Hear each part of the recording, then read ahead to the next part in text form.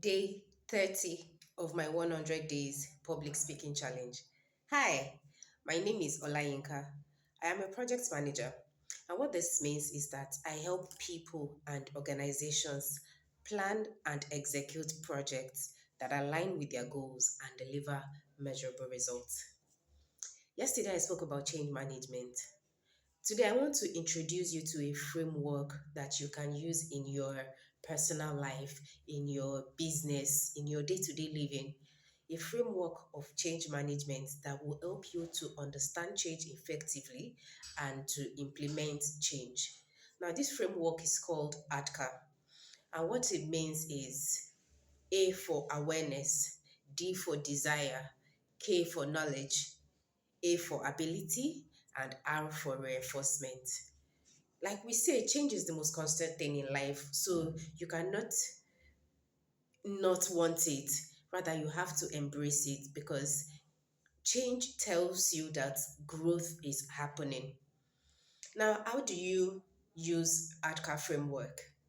Let's give an instance of if you're in Lagos State, you'll notice that this 2025, a lot of big stores have stopped using plastic bags and now they're using reusable bags. So, using that example, let's go through the ADKAR framework. The number one is awareness. That is the why. You have to make people understand why the former ways of working is no longer relevant, why they have to move to this new way of working. You have to create the awareness. You have to make them understand what this new way of working is going to do for them. So you let your customers know that, oh, okay, plastic bag are bad for the environment, they're bad for the animals, they clog the pipes, and reusable bags are good because you can use them over and over and you're helping the environment. You have created the awareness. Now, awareness alone is not enough. You have to create the desire. People have to want it. So after creating awareness, you create the desire in them, make them want to use it. And you can do that by you doing incentives. You notice that some stores, if you want to use plastic bags, you have to pay extra for it. If you bring your reusable bag, they might give you maybe like a sweet or something, as a token of appreciation. But what that is trying to do is they're trying to incentivize you, create the desire for people to want to change willingly, for them to want to implement that change. So you've created awareness, you have created the desire. Now the knowledge. Do they know how to use this new change? A change like maybe introducing a new process or introducing a new tool, you can't just say, let's change into this. You have to teach them, give them the resources that they need to learn.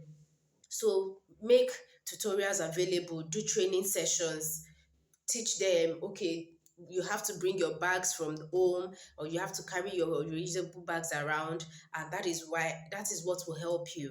So now you have created awareness, desire, and knowledge.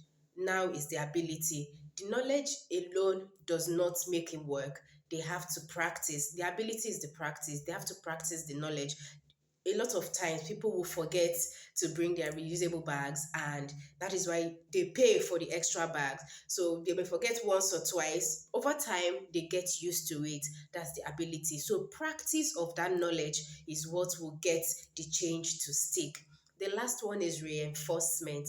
Now you reinforce the change process is already there. Now you reinforce it. You can duplicate this in any part of your business, whether you want to move from a manual process to a digital process, any kind of change you want to effect, work wise, personal wise. This model works. Create awareness, create the desire, provide the knowledge, let them use the ability over and over, let them practice, and then you reinforce the change. I hope you have learned something today. Thank you for watching, and I will see you tomorrow. Do enjoy the rest of your day. Bye.